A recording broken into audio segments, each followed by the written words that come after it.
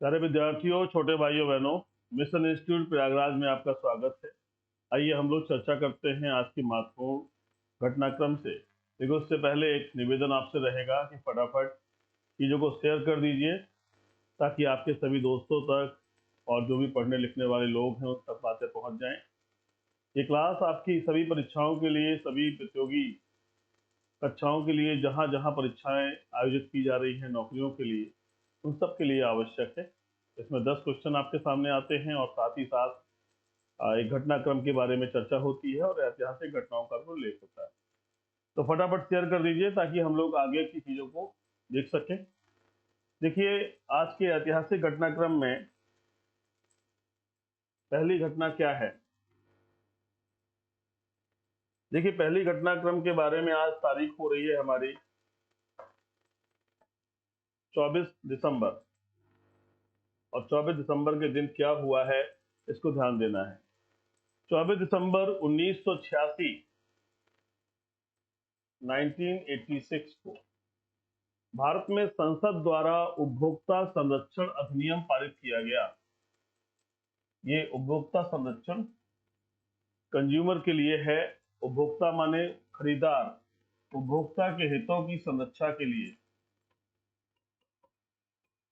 कैसे उपभोक्ता के हितों को संरक्षित किया जा सके, इस संदर्भ में ये सारी चीजें हैं। तो 1986 का ये पारित हुआ कानून है, इसे याद रखिएगा। सारे विद्यार्थियों, प्रतिदिन कुछ ना कुछ घटनाक्रम आपके सामने आता है और उसे आप नोट किया करिए, यथासंभव तरीके से ध्यान रखने का प्रयास करिए। सारे विद्यार्थियों, आज ही दिन 2002 में दिल्ली मेट्रो का शुभारंभ शाहदरा 30 हजारी लाइन से हुआ। ध्यान रखिएगा, दिल्ली मेट्रो का शुभारंभ हुआ है कहाँ से? शाहदरा से। शाहदरा 30 हजारी लाइन से शुरू हुआ, देखिए चित्र के रूप में भी आ रहा है। तो ये आज 24 दिसंबर के दिन ये महत्वपूर्ण घटना घटित हुई है। अगली महत्वपूर्ण घटना क्या है? अटल बिहारी वाजपेयी और मदन मोहन मालवीय को भारत रत्न देने की घोषणा हुई। अटल बिहारी वाजपेयी जी, आप जानते ही हैं, भारतीय इतिहास में एक बड़ा व्यक्तित्व, जिन्होंने बहुत कुछ भारतीय राजनीति को दिया। एक ऐसा व्यक्तित्व जिसके सामने सभी लोग शांत हो जाते थे, सभी शांत होते थे। एक ऐसा व्यक्तित्व जिसको सब लोग स्वीकार करते थे और योग्य और बहुत अच्छे भाषण देने में प्रवीण व्यक्ति अटल बिहारी वाजपेयी जी। दूसरे मदन मोहन मालवीय जी, इन्होंने पूरा जीवन भारत की शिक्षा में दिया और इन्होंने BHU बनारस हिंदू यूनिवर्सिटी की स्थापना की। तो ये दोनों बड़े व्यक्तित्व जिन्हें भारत रत्न से सम्मानित किया गया।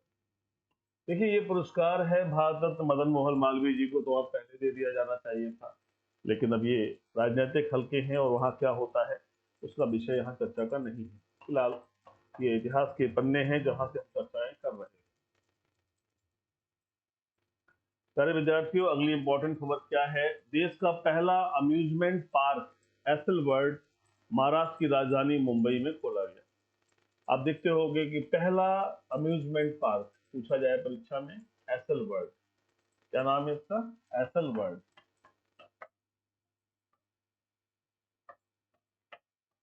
ये कहाँ खोला गया? मुंबई में। तो ये पहली पहली जहां जहां बातें आए ये याद रखा करिए, हमेशा पहला और वर्तमान, चाहे ये नियुक्तियां हो, चाहे स्थान हो, या जो भी चीजें हैं, इन दोनों बातों को परीक्षा के क्रम में याद रखना बहुत आवश्यक है।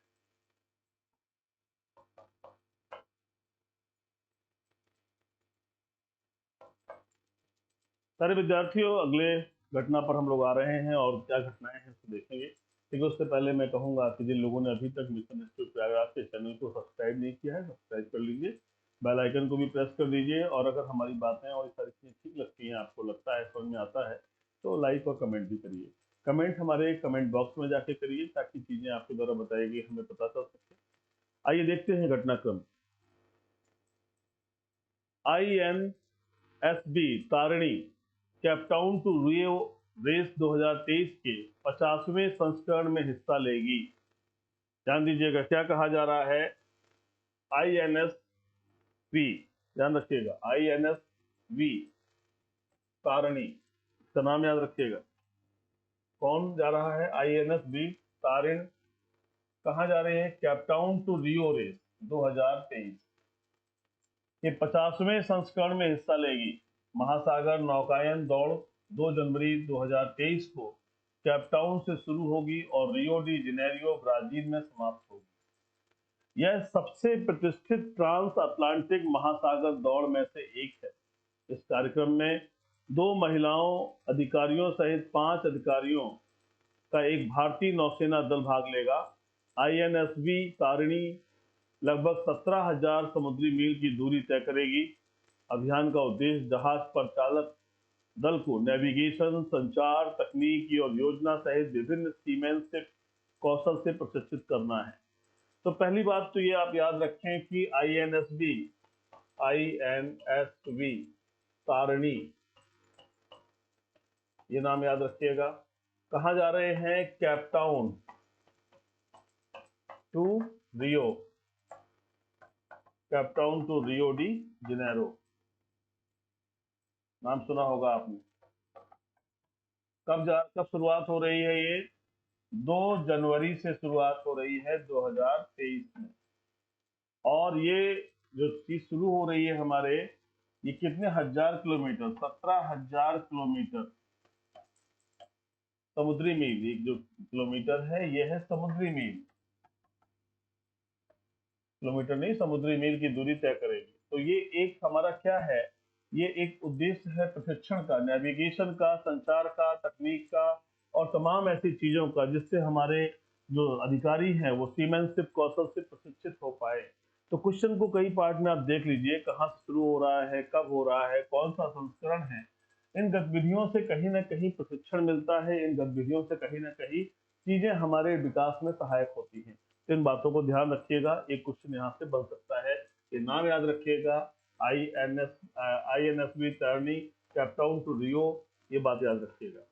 सारे विद्यार्थियों, पर डे कुछ इंपॉर्टेंट न्यूज लेकर आपके पास आते हैं। उनमें से कुछ परीक्षा के लिए बहुत इंपॉर्टेंट होती हैं, जिन्हें हर हाल में आपको मस्तिष्क में रखना है, नोट डाउन करना है। केंद्रीय पर्यटन मंत्री ने लोकसभा में एक प्रश्न का उत्तर में जानकारी देते हुए कहा कि स्वदेश दर्शन 2.0 के तहत गया और नालंदा को विकास के लिए चुना गया है। ध्यान दीजिएगा, केंद्रीय मंत्री ने क्या कहा है? स्वदेश दर्शन 2.0 के तहत गया को और नालंदा को विकास के लिए चुना गया है। मंत्रालय द्वारा अपनी स्वदेश दर्शन योजना को स्वदेश दर्शन 2.0 के रूप में नया स्वरूप मिला है। इसका उद्देश्य पर्यटक और गंतव्य स्थल केंद्रित दृष्टिकोण को ध्यान में रखते हुए स्थायी और जिम्मेदार पर्यटन स्थलों को विकसित करना है। मंत्रालय स्वदेश दर्शन प्रसाद योजना और केंद्रीय एजेंसियों को सहायता देने की अपनी योजनाओं के तहत देश में पर्यटक अवसंरचना के विकास हेतु राज्य केंद्र शासित प्रदेशों की सरकारों और केंद्रीय एजेंसियों को सहायता प्रदान करता है। तो आपके लिए अभी तत्काल में क्वेश्चन क्या हो गया कि स्वदेश दर्शन, स्वदेश माने अपना देश, स्वदेश दर्शन 2.0 इस योजना के तहत किनको चुना गया है? इनके तहत गया को चुना गया है और नालंदा को चुना गया है। ये दोनों के दोनों कहाँ हैं? बिहार में, ठीक है।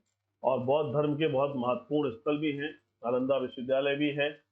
और यहाँ पर देखेंगे क्या चीजें हैं, इसका उद्देश्य क्या है? पूरा का पूरा उद्देश्य है पर्यटन, पर्यटन को बढ़ावा देना। तो 2.0 स्वदेश दर्शन 2.0 का उद्देश्य आपके सामने है, स्थान आपके सामने है, सारी बातें हैं। तो इन क्वेश्चंस को दिमाग में बनाते रहिए ताकि आने वाले समय में जो तैयारी आप कर रहे हो, आगामी 6 महीने के अंदर की जो परीक्षाएं होंगी उनमें साफ साफ दिखेंगे प्रश्न, बल्कि आने वाले साल भर आपको प्रश्न मिलते रहेंगे। तो प्लीज उसको देखते रहिए, तैयार करते रहिए ताकि चीजें आपके मन मस्तिष्क में अंकित हों। प्यारे विद्यार्थियों, हमेशा कुछ ना कुछ घटनाक्रम ऐसा होता है जहां से क्वेश्चन हर हाल में बनते हैं। मैं समय समय पर आपको उसके बारे में अवगत कराता रहूंगा ताकि आप चीजों को बेहतर तरीके से देख सकें। देखिए तीसरी खबर क्या है? अमेरिकी national aeronautics and space administration NASA के बारे में बात कहा जा रहा है। और फ्रांसीसी अंतरिक्ष agency Centre National de Etudes Spatiales ने संयुक्त रूप से पृथ्वी की सतह पर लगभग सभी पानी को ट्रैक करने के लिए surface water and ocean topography mission launch किया है। ये देखिए, फ्रांस और अमेरिका जो है, ये यूएसए और फ्रांस, इनका उद्देश्य क्या है कि जो पानी पीने लायक है ना, जो पानी पीने लायक है उस पानी के लिए ये लोग कार्य कर रहे हैं। और इसके लिए क्या हो रहा है, सरफेस वाटर, उसको पानी को ट्रैक करने के लिए surface water and ocean topography इस मिशन को लॉन्च किया है। तो याद रखना है आपको कि surface water and ocean topography mission किसके द्वारा लॉन्च हुआ है। उसका आंसर हो जाएगा कि यूएसए और फ्रांस की एजेंसीज के द्वारा हुआ है। और उद्देश्य क्या है, अच्छे पानी की खोज करना। इन पॉइंट्स को ध्यान रखिएगा तो अच्छा रहेगा। सारे विद्यार्थियों, इस संदर्भ में जो पीडीएफ है वो हमारे मिशन इंस्टीट्यूट प्रयागराज के टेलीग्राम चैनल पर आपको अवेलेबल रहेगा, आप वहां से कलेक्ट कर सकते हैं। केंद्रीय रेल मंत्री अश्विनी वैष्णव को राष्ट्रपति श्रीमती द्रौपदी मुर्मू द्वारा गति शक्ति विश्वविद्यालय बड़ौदा का कुलाधिपति नियुक्त किया गया है। देखिए क्या है नाम, अश्विनी वैष्णव को, ये रेल मंत्री हैं। इन्हें अपने भारत के राष्ट्रपति द्वारा क्या किया गया है, गति शक्ति विश्वविद्यालय बड़ौदा का कुलाधिपति नियुक्त किया गया है। ध्यान दीजिएगा, इनको जो है कुलाधिपति अपॉइंट कर दिया गया है, became the chancellor of this university. Droupadi Murmu गौरतलब है, द्रौपदी मुर्मू जी गौरतलब हैं कि श्री अश्विनी वैष्णव गति शक्ति विश्वविद्यालय के पहले कुलाधिपति होंगे। यानी जो ये विश्वविद्यालय जिसकी बात की जा रही है, गति शक्ति विश्वविद्यालय, इसके पहले कुलाधिपति बनने जा रहे हैं अश्विनी वैष्णव। राष्ट्रपति ने डॉक्टर मनोज चौधरी को गति शक्ति विश्वविद्यालय बड़ौदा का पहला कुलपति नियुक्त किया। केंद्रीय विश्वविद्यालय अधिनियम 2009 के अनुसार डॉक्टर मनोज चौधरी गति शक्ति विश्वविद्यालय के कुलपति का पद ग्रहण करने की तिथि से 5 वर्ष तक पद धारण करेंगे। तो यहाँ पर दो बातें आपके सामने आ रही हैं कि एक वाइस चांसलर अपॉइंट हुए हैं और एक हुए हैं चांसलर। तो जो चांसलर हुए हैं, ध्यान दीजिएगा, वो कौन है, वो है आपके अश्विनी वैष्णव। अश्विनी वैष्णव। और जो वीसी अपॉइंट हुए हैं वो कौन है, डॉक्टर मनोज चौधरी। डॉक्टर मनोज चौधरी, ये दो नाम आपको याद रखने हैं। और अपॉइंटमेंट किसने किया है, हमारे भारत के राष्ट्रपति ने किया है। और जो मनोज चौधरी जी का कार्यकाल है एज अ वीसी, वो 5 ईयर्स का होगा। ये सब कहानी कहाँ के बारे में चल रही है, गति शक्ति विश्वविद्यालय बड़ौदा। ध्यान दीजिए, कौन सा विश्वविद्यालय है, गति शक्ति विश्वविद्यालय बड़ौदा। ध्यान दीजिएगा, तो 2 क्वेश्चन आपके यहाँ से बन रहे हैं, बल्कि 3 बन रहे हैं, याद रखिएगा। तो अपॉइंटमेंट को लेकर किसका अपॉइंटमेंट कहाँ हुआ है, सारी बातें दिमाग में रखनी है। सारे विद्यार्थियों, अगला प्रश्न आपके लिए अगली जानकारी आ गई है। तमिलनाडु सरकार ने घोषणा की कि वे सभी जो विभिन्न सरकारी योजनाओं के तहत लाभ के पात्र हैं, उन्हें आधार संख्या होने का प्रमाण पत्र प्रस्तुत करना होगा या आधार की शिनाख्त करानी होगी। यह पारदर्शिता और दक्षता लाता है तथा लाभार्थियों को अपनी पहचान साबित करने के लिए कई दस्तावेजों को प्रस्तुत करने की जरूरत को समाप्त करके एक सुविधाजनक और निर्बाध तरीके से सीधे उनका हक पाने में सक्षम बनाता है। देखिए, आधार को महत्व मिला है। सरकार ने क्या कदम उठाया है, तमिलनाडु सरकार ने, तो जिनको भी सरकारी योजनाओं का लाभ मिल रहा है, सभी जो सरकारी योजनाओं के तहत लाभ के पात्र हैं, जो बेनिफिट सरकारी योजनाओं का जो भी लोग ले रहे हैं या जो लाभ पाना चाहते हैं, उन सबके लिए आधार संख्या होना चाहिए। आधार संख्या तभी होगी जब आधार कार्ड बना होगा। और अगर आधार कार्ड बना है तो उसके लिए उन्होंने कहा है कि उसका तरीके से क्या है, पारदर्शिता के लिए शिनाख्त करानी पड़ेगी। शिनाख्त का मतलब है कि वेरीफाई कराना पड़ेगा ताकि सारी चीजें सामने आ सके। तो ये तमिलनाडु सरकार का अच्छा कदम है। बहुत ढेर सारे दस्तावेजों को पेश करने की बजाय आप आधार कार्ड पेश करिए, आधार संख्या करिए, उसमें आपका थंब इम्प्रेशन है, उंगलियों के इम्प्रेशन है, आइस का भी है, तो सारी चीजें आपकी हैं। 20 दस्तावेज पेश करने के बजाय एक दस्तावेज हो, एक चीज हो, वो जस्टिफाई हो जाएगी। इस बात को ध्यान रखना है। तो ये अच्छा प्रश्न बन रहा है, पूछा जाए आपसे कि किसने किया है, तो वो है तमिलनाडु सरकार। आज की छठवीं खबर क्या है प्यारे विद्यार्थियों, ध्यान दीजिएगा। स्पेनिश टेनिस खिलाड़ी राफेल नडाल को 2022 सीजन के उत्कृष्ट प्रदर्शन के बाद पांचवी बार पुरुष अंतरराष्ट्रीय टेनिस महासंघ विश्व चैंपियन 2022 नामित किया गया है। पांचवी बार राफेल नडाल को क्या किया गया है? राफेल नडाल एक बहुत चर्चित खिलाड़ी हैं, बड़े खिलाड़ी हैं। इनके लिए क्या बात आ रही है कि पांचवी बार पुरुष अंतरराष्ट्रीय टेनिस महासंघ विश्व चैंपियन 2022 नामित किया गया है। ये क्वेश्चन यहाँ से बन सकता है। इससे पहले उन्हें 2008 में, 2010 में, 2017 में, 2019 में पुरुषों का ITF वर्ल्ड चैंपियन नामित किया गया था। पोलिश टेनिस खिलाड़ी इगा स्विएटेक को 2022 में 2 ग्रैंड स्लैम खिताब और 8 खिताब जीतने के लिए महिला ITF वर्ल्ड चैंपियन 2022 नामित किया गया है। महिला ITF, तो इनका नाम याद रखिएगा। पांचवी बार इनका नाम आ रहा है, तो ये पांचवी बार इंपॉर्टेंट हो गया है। ठीक है, ये इससे पहले 4 बार हो चुका है, 2008, 2010, 2017 और 2019। क्वेश्चन यहाँ से बन सकता है।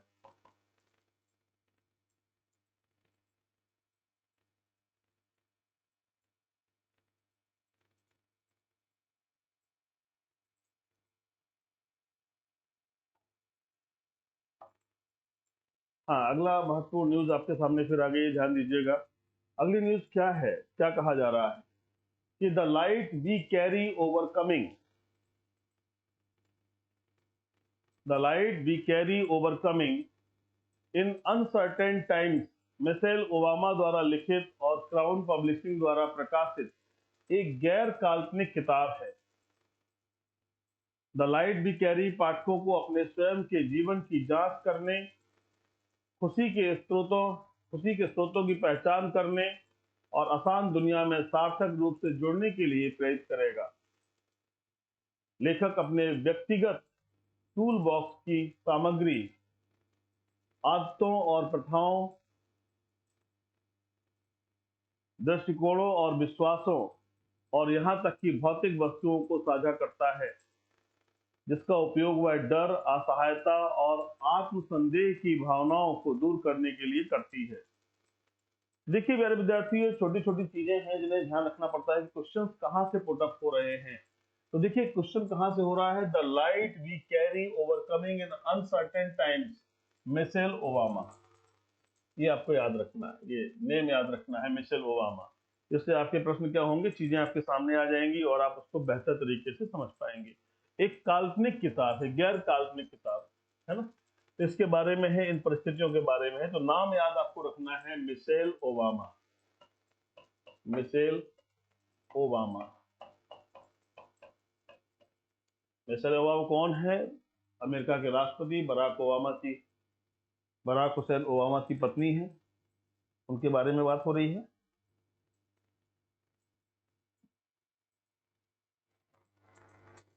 ठीक है, तो इनकी इस पुस्तक के बारे में, द लाइट वी कैरी, इसको याद रखिएगा।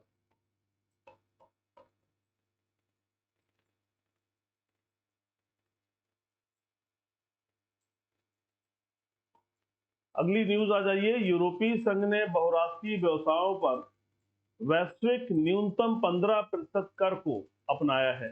आर्थिक सहयोग और विकास संगठन के मार्गदर्शन में वैश्विक न्यूनतम कर पर समझौता तैयार किया गया था। लगभग 140 देशों के बीच समझौते का उद्देश्य दुनिया की सबसे अमीर कंपनियों को अपने अधिकार क्षेत्र में लुभाने के लिए, करों को कम करने के लिए प्रतिस्पर्धा करने वाली सरकारों को रोकना है। तो यूरोपीय संघ ने क्या किया है, बहुराष्ट्रीय व्यवसायों पर वैश्विक न्यूनतम कर 15% करने की बात की है। ये ध्यान दीजिएगा, उन्होंने कहा है कि जो वैश्विक न्यूनतम कर है, वो न्यूनतम कर कितना होगा, 15% होगा। ये किसने कहा है? ये कहा है यूरोपीय संघ ने, EU,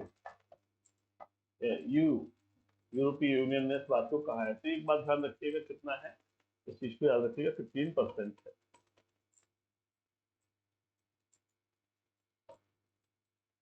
आज की नौवीं इंपॉर्टेंट बात क्या है? भारत नवंबर 2022 में भारत का कुल व्यापार घाटा 11.11 अरब डॉलर रह गया। नवंबर 2021 में भारत का कुल घाटा नवंबर 21 में 13.19 अरब डॉलर था। देखिए, नवंबर में अगर हम 22 की बात करें तो 22 में हमारा जो कुल व्यापार घाटा है वो कितना है? 11.11 अरब डॉलर। और जबकि पहले क्या कंडीशन थी? पहले 13.19 डॉलर था 2021। तो आपको सिंपली याद रखना है। ऐसा तो हालांकि क्वेश्चन अभी तक आपके लिए बहुत नहीं आने की उम्मीद है, लेकिन फिर भी 11.11 याद रख लीजिए। और 2021 में देख लीजिए कितना है? 13.19। ये अरब डॉलर है, इसको याद रखिएगा। क्या है? अरब डॉलर। तो अभी वर्तमान में हमारा इतना रह गया है, ये बात इंपॉर्टेंट। अब प्यारे विद्यार्थियों, क्वेश्चंस आने वाले हैं 10 महत्वपूर्ण प्रश्न, जिनको आपको देखना है, फटाफट जवाब देना है। राष्ट्रीय उपभोक्ता अधिकार दिवस प्रतिवर्ष कब मनाया जाता है? नेशनल कंज्यूमर राइट्स डे, राष्ट्रीय उपभोक्ता अधिकार दिवस, ये है क्वेश्चन आपका। कई बार परीक्षा में पूछा गया है। ऑप्शन ए 23 दिसंबर, ऑप्शन बी 24 दिसंबर, ऑप्शन सी 25 दिसंबर, ऑप्शन डी 26 दिसंबर।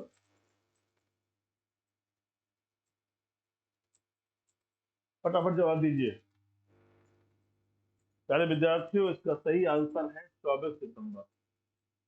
उपभोक्ता के अधिकार की बात है, उपभोक्ता के अधिकारों का संरक्षण है, क्योंकि उपभोक्ता किसी व्यवसाय में एक महत्वपूर्ण भूमिका निभाता है। इसलिए उसके अधिकारों के प्रति जागरूक करने के लिए इसको बनाया गया कि 24 दिसंबर को उपभोक्ता अधिकार दिवस के रूप में मनाया जाएगा।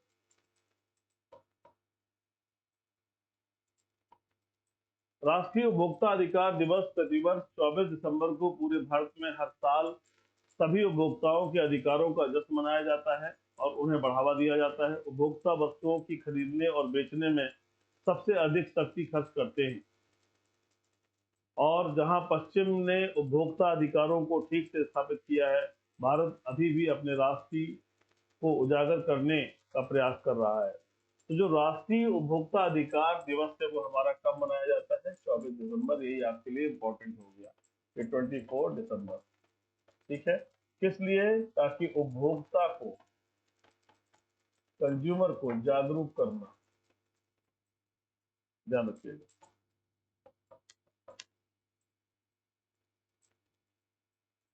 दूसरा इंपॉर्टेंट क्वेश्चन क्या है? भारत और श्रीलंका कब कांकेश तुराई बंदरगाह और पांडिचेरी के बीच नौका सेवा शुरू करेंगे?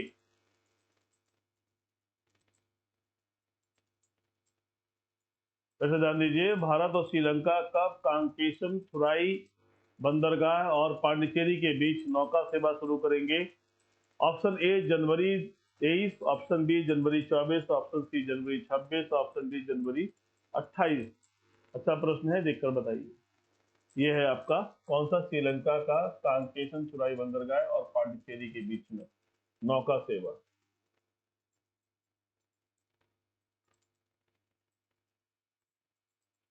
सर विद्यार्थियों, इसका सही आंसर है जनवरी 2023, यानी जैन 23 में शुरू होगा। क्या? श्रीलंका के कांकेशन थुराई बंदरगाह और पांडिचेरी के बीच में नौकायन, ये नौका सेवा शुरू हो जाएगी। इसको ध्यान रखिएगा, अच्छा प्रश्न है।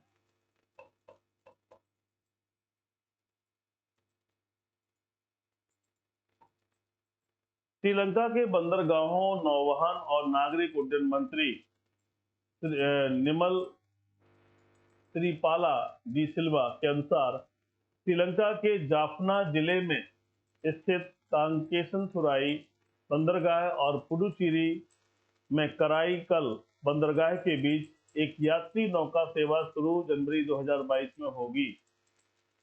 मंत्री ने कहा कि निकट भविष्य में तूतीकोरन से श्रीलंका में कोलंबो तक यात्री परिवहन सेवाएं भी शुरू की जाएंगी। तो अभी आपके लिए जो जानकारी था वो ये था कि जनवरी में शुरू हो रहा है, और कहाँ से हो रहा है, वो श्रीलंका के जाफना जिले में स्थित कांकेशनथुराई बंदरगाह और पुडुचेरी की कराईकल बंदरगाह के बीच हो रहा है। तो ये आपको याद रखने का है कि वहाँ जाफना में है, जाफना जिला है, और वहां से कांकेशनथुराई बंदरगाह है। और हमारे भारत में कहाँ है, पांडिचेरी, जिसे हम पुडुचेरी बोलते हैं, पांडिचेरी के कराईकल, कराईकल, इसको याद रखिएगा। इन बंदरगाहों के बीच में शुरू हो रहा है। तो एक क्वेश्चन यहाँ से आपका बन सकता है। अरे विद्यार्थियों, हर दिन कुछ क्वेश्चन आते हैं, उन्हें फटाफट अपने हाथ से लिख लेंगे तो बहुत अच्छा रहेगा।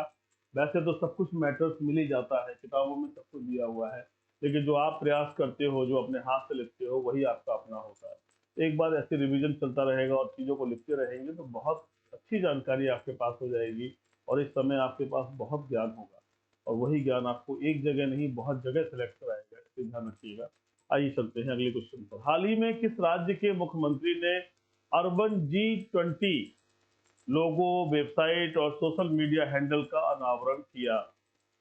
Option A Haryana, option B Gujarat, option C Uttar Pradesh, option D Orissa. क्या कह रहे हैं? G20,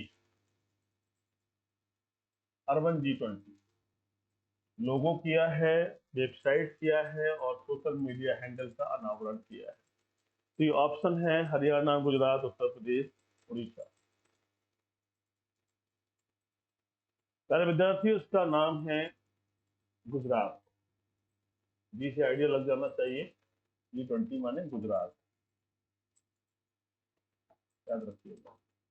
तो ये जो वर्तमान मुख्यमंत्री हैं भूपेंद्र पटेल जी, उन्होंने इसकी घोषणा की है, इस वजह से ये चर्चा में है और परीक्षाओं के लिए क्वेश्चन भी बनेगा। गुजरात के मुख्यमंत्री भूपेंद्र पटेल ने गांधीनगर में शहरी 20 सम्मेलन के लोगो, वेबसाइट और सोशल मीडिया हैंडल का अनावरण किया।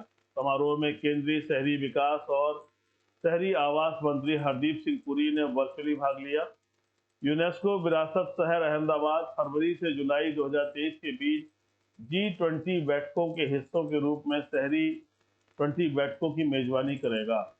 तो आप ये याद रखिएगा, गुजरात के जो मुख्यमंत्री हैं अभी, क्योंकि वर्तमान में नए मुख्यमंत्री बने हैं भूपेंद्र पटेल जी, फिर से चीजें जीत कर आए हैं, और ये सम्मेलन लोगो और वेबसाइट की बात की जा रही है कि इसका अनावरण किया गया है। तो G20, ठीक है, G20 क्या कहा जा रहा है? अर्बन।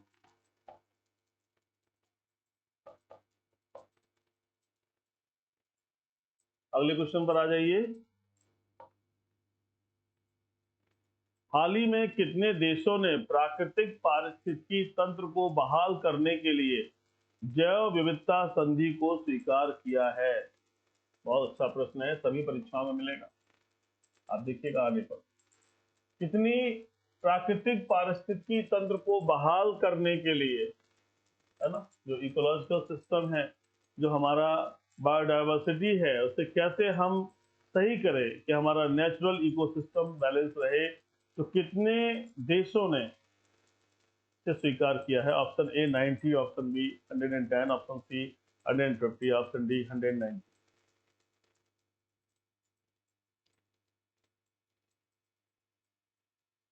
प्यारे विद्यार्थियों, इसके आंसर देखेंगे तो आपका इसका डी आंसर सही है, 190। 190 देशों ने कहा है। किस संदर्भ में कहा है? नेचुरल इकोसिस्टम, और क्या है? बायोडायवर्सिटी।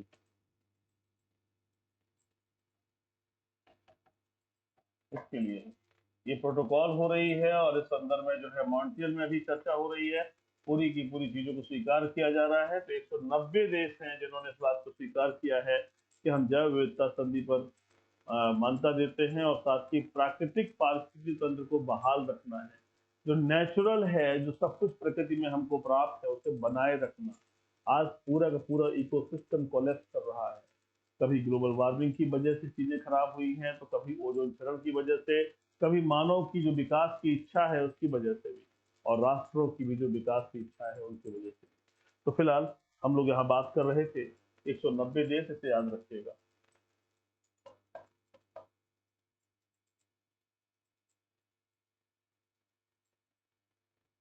190 से अधिक देशों ने प्राकृतिक पारिस्थितिकी तंत्र को बहाल करने के लिए जैव विविधता संधि को स्वीकार किया है। ये राष्ट्र मॉन्ट्रियल में संयुक्त राष्ट्र जैव विविधता सम्मेलन COP15 में 2030 तक पृथ्वी के 30% हिस्से को बचाने के लिए सहमत हुए हैं।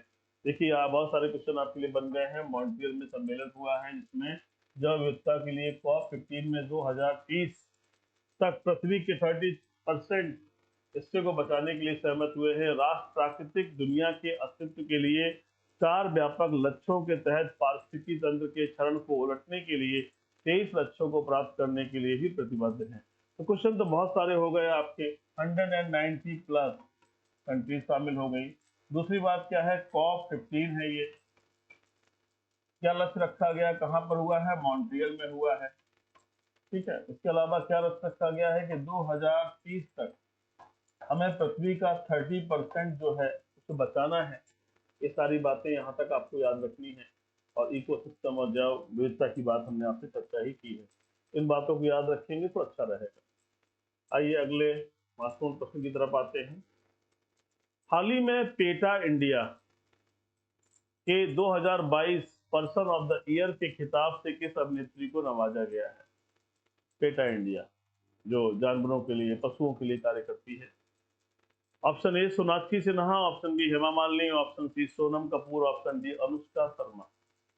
अब तो आप फोटो देख के फटाफट जान ही गए होंगे, इसलिए आपको बताने की बहुत आवश्यकता नहीं है। लेकिन ये PETA India 2022 person of the year का खिताब किसे मिला है? ये मिला है सोनाक्षी सिन्हा को। आप जानते हैं शत्रुघ्न सिन्हा की सुपुत्री हैं ये सोनाक्षी सिन्हा। इस दौरान चर्चा में थी शादी विवाह को लेकर के, तो इनको देखना है।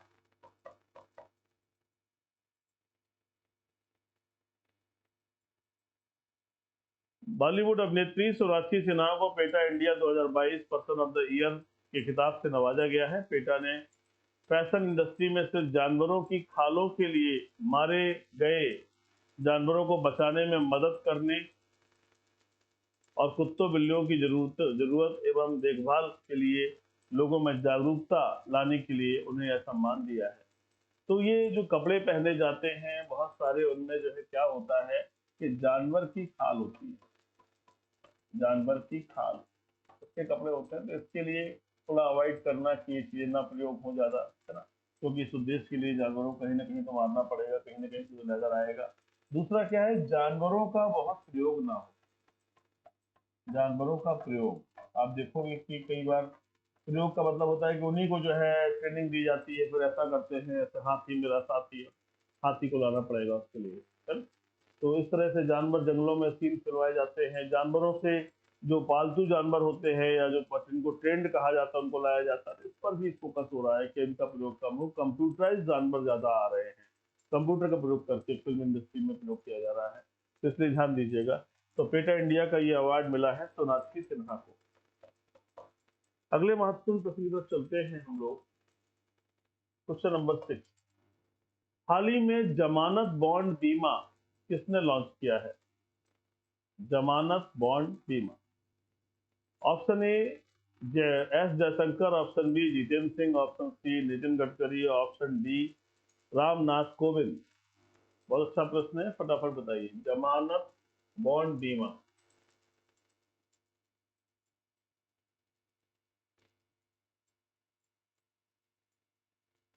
सारे विद्यार्थी अच्छा प्रश्न है, इसको याद रखिएगा। जमानत बॉन्ड बीमा किसने किया है? नितिन गडकरी, इन्होंने किया है, इसको याद रखिएगा। जमानत बॉन्ड बीमा,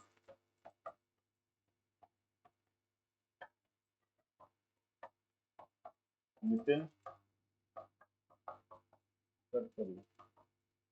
चलिए, अच्छा प्रश्न है, ध्यान रखिएगा, परीक्षा में पूछा जा सकता है।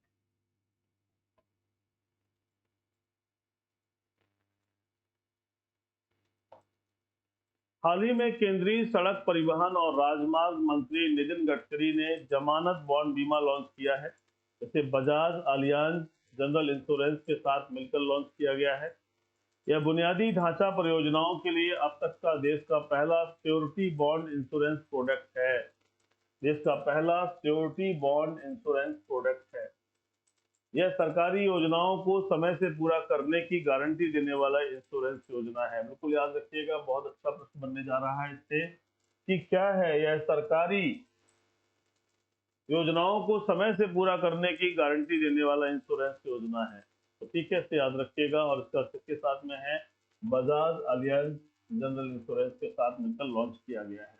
तो दो तीन क्वेश्चन आपके बन गए। किसने लॉन्च किया है? तो केंद्रीय मंत्री नितिन गडकरी ने किया है। किसके साथ किया है? बजाज अलियांज जनरल इंश्योरेंस के साथ किया है। श्योरिटी बॉन्ड इंश्योरेंस प्रोडक्ट है, देश का पहला श्योरिटी बॉन्ड इंश्योरेंस प्रोडक्ट है। और क्या उद्देश्य है कि सरकारी योजनाओं को समय से पूरा करने की गारंटी देने वाली इंश्योरेंस योजना है। तो उसको ध्यान रखिएगा, अच्छा प्रश्न बनता है, मुझे लगता है परीक्षाओं में मिलना चाहिए। सारे विद्यार्थियों, परीक्षाओं में बहुत सारे प्रश्न आते हैं, उन्हें सोचना और समझना पड़ता है। अगर आपने कभी भी पढ़ रखा है तो जरूर उसका उत्तर आप सही दे पाएंगे। चलिए, हाल ही में प्रधानमंत्री नरेंद्र मोदी ने त्रिपुरा और मेघालय में कितने करोड़ रुपए की विकास परियोजनाओं का उद्घाटन किया? क्या कह रहे हैं? प्रधानमंत्री नरेंद्र मोदी जी ने क्या किया है? त्रिपुरा और मेघालय की कितने करोड़ रुपए की विकास परियोजनाओं का उद्घाटन किया है? ऑप्शन ए 3,800 करोड़ रुपए, ऑप्शन बी 5,800 करोड़ रुपए, सी 6,800 करोड़ रुपए और ऑप्शन डी 7,800 करोड़ रुपए। अभी कुछ ही दिन पहले मैंने आपसे चर्चा भी की थी और इसके बारे में आपको बताया था, आपने ध्यान दिया होगा। सारे विद्यार्थियों, इसका सही आंसर है 6,800 करोड़। 6,800 करोड़ कहाँ के लिए? त्रिपुरा और मेघालय।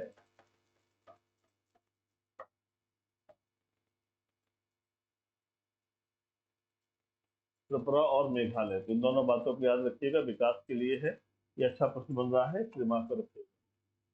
सारे विद्यार्थियों, प्रयास जरूर करिए, हो सकता है वो आपका गलत हो जाए, लेकिन आप उसकी दौड़ में उस प्रश्न का उत्तर जान जाएंगे और आपके मन मस्तिष्क में कहीं अंकित हो जाएगा। चलिए, इसका आंसर देखिए। पीएम मोदी ने त्रिपुरा और मेघालय में 6,800 करोड़ की कई विकास परियोजनाओं का उद्घाटन किया। पीएम ने त्रिपुरा में 4,350 करोड़ रुपए की परियोजनाओं का शुभारंभ किया। इन परियोजनाओं में प्रधानमंत्री आवास योजना, शहरी और ग्रामीण योजनाओं के लाभार्थियों के लिए गृह प्रवेश कार्यक्रम भी शामिल है। और 3400 करोड़ रुपए से अनधिक की लागत से विकसित इन आवासों को 2 लाख से अधिक हितग्राहियों को दिया जाएगा। यानी ये 2 लाख लोगों को घर मिलने के लिए भी इसकी योजना शामिल है। इस बात को याद रखिएगा। ओवरऑल 6,800 करोड़ रुपए की योजना है, इसे भी याद रखिएगा।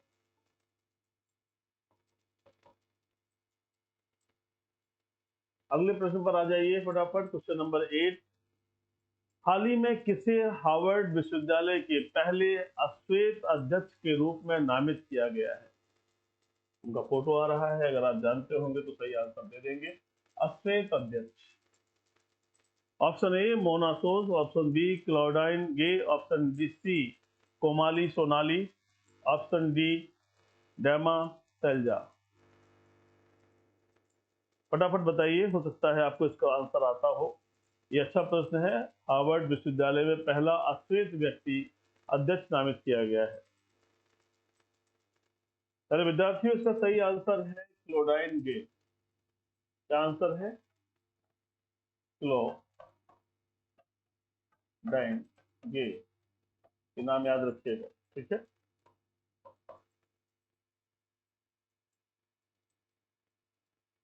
हाल ही में क्लाउडाइन गे हार्वर्ड यूनिवर्सिटी की 30वीं अध्यक्ष बनेगी। इसी के साथ आईवी लीग स्कूल का नेतृत्व करने वाली पहली अश्वेत शख्स बन जाएंगी। 52 वर्षीय गे हार्वर्ड प्रमुख के लिए चुनी जाने वाली दूसरी महिला है। तो ये महिला तो दूसरी है, लेकिन अश्वेत होने की वजह से इनका नाम आया है क्लाउडाइन गे, हार्वर्ड यूनिवर्सिटी की 30वीं अध्यक्ष। बहुत ही प्रेस्टिजियस यूनिवर्सिटी मानी जाती है। बहुत सारे लोग भारत के भी यहाँ पर अध्ययनरत रहे हैं और उन्होंने वहां से पढ़ाई पढ़ी है। अगले महत्वपूर्ण प्रश्न पर आ जाइए फटाफट। और देखिए, हाल ही में किस स्थान पर national animal resource facility for biomedical research का उद्घाटन किया गया? ये देखिए, national animal resource facility for biomedical research, अच्छा प्रश्न है, ध्यान रखिएगा। Option A Mumbai, option B Chennai, option C Kolkata, option D Hyderabad.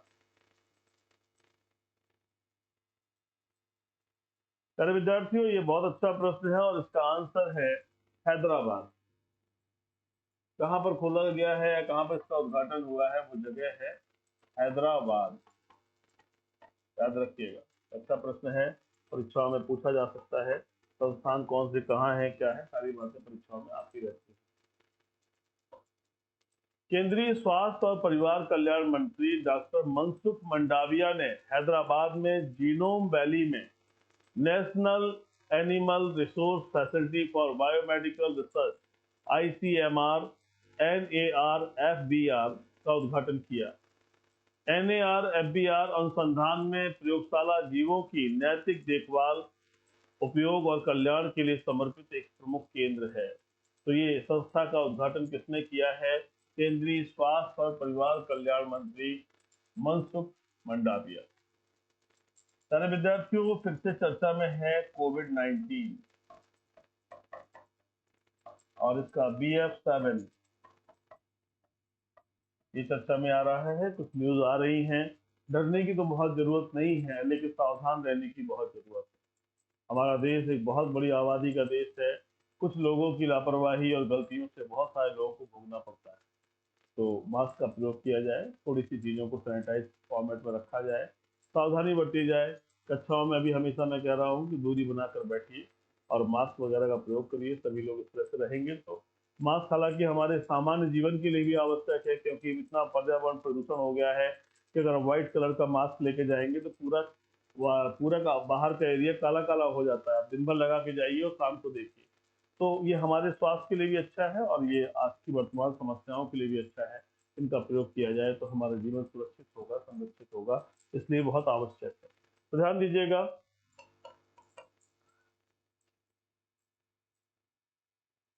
अगला क्वेश्चन आ गया आपका और last question of the day है। फीफा कप 2022 में गोल्डन बॉल अवार्ड से किसे सम्मानित किया गया? Golden ball award.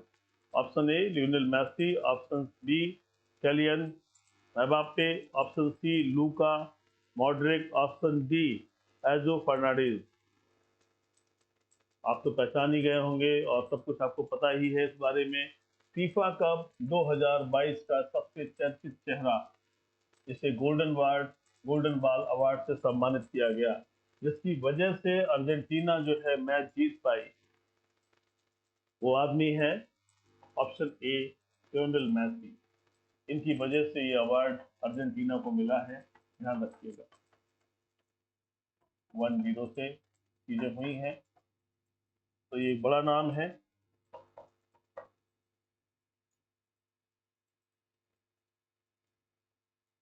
FIFA cup 2022 में गोल्डन बॉल अवार्ड से लियोनेल मेसी को सम्मानित किया गया। लियोनेल मेसी इससे पहले भी साल 2014 में यह बॉल अपने नाम करने में सफल हुए थे। दुनिया में 2 बार गोल्डन बॉल हासिल करने वाले लियोनेल मेसी पहले खिलाड़ी बन गए हैं। तो ये क्वेश्चन आपका यहाँ से भी बन गया है, ध्यान रखिएगा। 2 बार गोल्डन बॉल किसको मिली? 2 बार गोल्डन बॉल किसको मिली? मेसी। नाम याद रखिएगा, ठीक है। इस पूरे टूर्नामेंट में मेसी ने 7 गोल करने में सफलता पाई है। तो एक बड़ा नाम है, बड़ा व्यक्तित्व है। इनसे जुड़ी चीजों को ध्यान रखिएगा तो अच्छा रहेगा। प्यारे विद्यार्थियों, दिन 10 क्वेश्चन लेकर आता हूँ, ऐतिहासिक घटनाक्रम पर थोड़ा सा चर्चा करता हूँ और साथ ही दिन भर की घटनाओं में जो आपके लिए उपयोगी है उन्हें लाने का प्रयास करता हूँ। यथासंभव प्रयास है कि जब परीक्षा आपके सामने आए तो मेरे द्वारा कही गई बातें आपके मन मस्तिष्क में चलती रहें और उनसे आपको लगे कि हाँ, इसका उत्तर यही सही है और वही सही निकलेगा। ऐसा मेरा अपना मानना है। पढ़ाई करते रहें। बहुत जल्दी एक और सीरीज इसके साथ लेकर आ रहा हूँ, जिसमें GS भी होगा, यूपी स्पेशल भी होगा। सभी बातें इंपॉर्टेंट होंगी जो परीक्षाओं में आपको मिलती हैं, आए दिन दिखाई पड़ती हैं। इसलिए हम उसका प्रयास करेंगे। अपना ख्याल रखिए, पढ़ाई करते रहिए और तैयारी इतनी कर डालिए ताकि भरोसा हो जाए कि हम सिलेक्ट हो रहे हैं। और अगर आप ऐसा करने लग जाएंगे तो अपने आप आपको महसूस भी होगा और फिर चयन एक जगह नहीं होगा, फिर चयन बहुत जगह होगा। अपना ख्याल रखें, स्वस्थ रहें, सकुशल रहें। जय हिंद।